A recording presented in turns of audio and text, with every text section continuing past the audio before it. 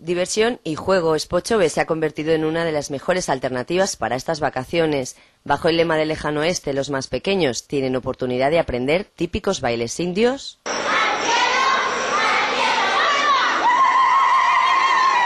o de visitar un establo con los caballos más veloces, pero además piscinas de bolas, clases de percusión o prácticas de pesca.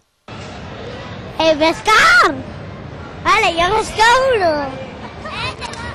Diversión infantil asegurada durante horas y agotamiento para los adultos al final de la jornada. Muy bien, porque hay muchísimas cosas aquí y eso, y ya.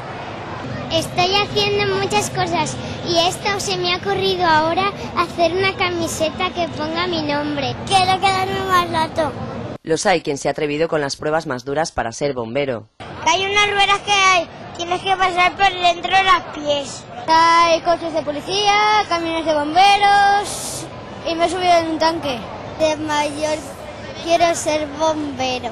Y la mejor manera de terminar la jornada, bailando.